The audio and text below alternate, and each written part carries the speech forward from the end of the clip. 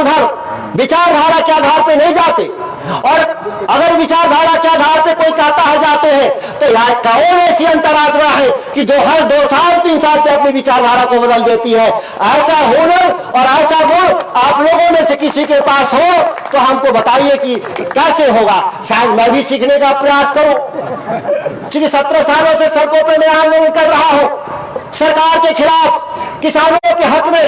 वो किसान जो एक बोरा यूरिया DAP के लिए ठंडे में लाइन में लगा खड़ा हुआ था, वो किसान जो पानी के लिए, खेतों में पानी के लिए सरकार के यहाँ बिजली विभाग ने आवेदन दिया है, 1.5 साल से उसको बिजली के कनेक्शन बिहार में नहीं दिए जा रहे हैं। रामगढ़ का थोड़ा हिसाब किताब बेहतर हो जाता है वो आपके स्थानीय जनप्रतिनिधियों के चलते, बाकी बिहार का वो किसान जो आज 50 साल से चकबंदी के लिए लड़ाई लड़ रहा है कि हमारा किसानी में खेती हमको बड़ी परेशानी होती है, हमारा एक किसान का चक 5 जगह है, उसको एक जगह कर दोगे तो खेती करने में मेरी आसानी होगी। रात को ठंड में इस गेहूं के सीजन में लोगों को पटवन करने के लिए इस सिवान से उस सिवान तक दौड़ना पड़ता है। वह किसान जो अपने खेती के लिए छोटे छोटे ऋण के लिए बैंकों में जाते हैं लोग, तो जिस तरह से आज लोन देने के लिए मना कर दिया गया है बैंकों में, कहा जाता है कि आपका सिविल खराब है, एक KCC भी बच्चा जाता है शिक्षा ऋण लेने, तो आज बिहार में कोई भी बैंकों में आपको ऋण नहीं मिलता।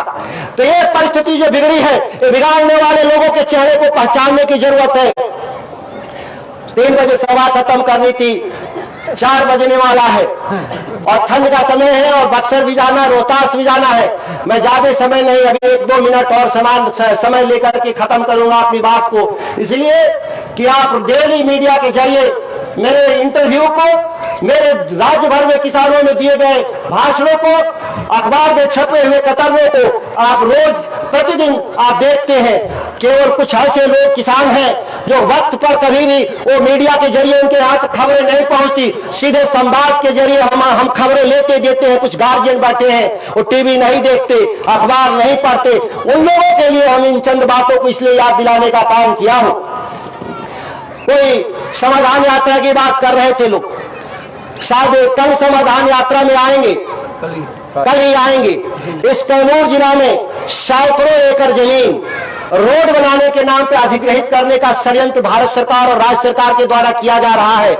ये पशुपति भाई है हमारे पूर्व प्रमुख, सबसे ज्यादा जमीन इनकी जा रही है, भभुआ शहर से सटा हुआ, और कीमत इनको जो 5 लाख रुपया डिसमिल जमीन है, वो 5 लाख रुपया बीघा सरकार उसका भाव तय की है।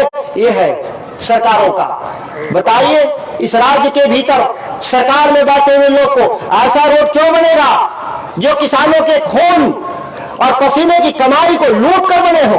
ऐसा विकास किसके लिए? वो विकास है अडानी के लिए, अंबानी के लिए, क्योंकि सड़कों के ठेकेदारी वो करेंगे और उन सड़कों पे जो बड़े बड़े जो सामान मालवाहक जो गाड़ियां दौड़ेंगी वो देश के कारोबारी घरानों के दौड़ेंगे। हम किसी के विरोध में नहीं, कारोबारी अपने गाड़ी चलाए, हम कहते हैं अपना जो भी व्यापार करना है करें, लेकिन जो हमारी हिस्सेदारी है, हिस्सेदारी को देने के बाद मैं 2 बात छोटी बात मैं कहता हूं।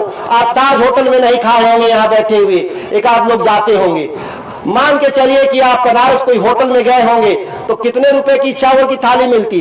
अब तो सबकी हैसियत नहीं है, 2-4 लोग गए होंगे महंगा वाला में, 1000 रुपया थाली चावल मिलता है वहां, और 100 ग्राम होता है चावल, 100 ग्राम का चावल होता है बासमती, और 1000 रुपया की थाली होती है। 1 किलो का कीमत कितना हुआ?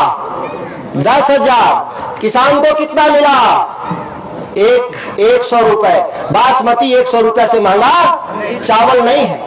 आप जब कॉफी पीते हैं बड़े होटलों में तो 200 रुपए का कॉफी मिलता है, उसमें 5 ग्राम कॉफी होता है।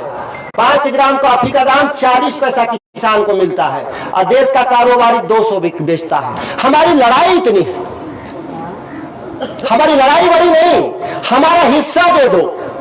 हमने जो पैदा किया है 4 महीने 6 महीना में मेहनत करके अपने खेतों में, हमारा मूल्य सही कर दो, और बाकी इसके उसको जो दर पे बेच रहा है बेचो। और यह काम कौन करेगा?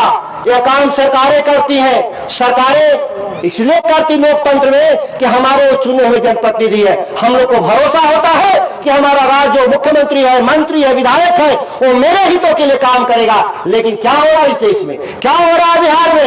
सबको पता है जिस दिन मंडी कानून खत्म किया गया, क्या किसान इस बिहार का मंडी कानून का विरोध किया था?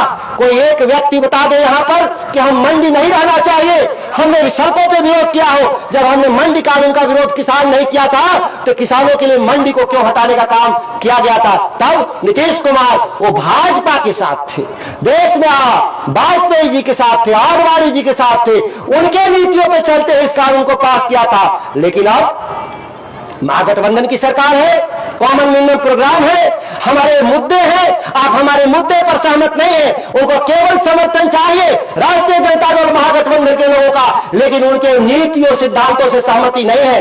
ऐसे संकट के दौर में हम गुजर रहे हैं, जब सड़कों पे हम निकलते हैं, घर में बैठते रहते हैं, ऑफिसों में जाते हैं, तो लोगों की पीड़ा से मैं पिघल जाता हूं। वह कुछ बात ऐसे में कहता हूं जो संसदीय तो है, गाली तो नहीं है, अभी तक किसी ने नहीं कहा कि गाली मैंने दिया है, लेकिन थोड़ा कड़े जरूर हो जाते हैं।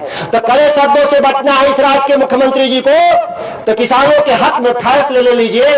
मैं उतना मीठा वचन से आपका प्रशंसा करूंगा कि चीनी भी फेल कर जाएगा।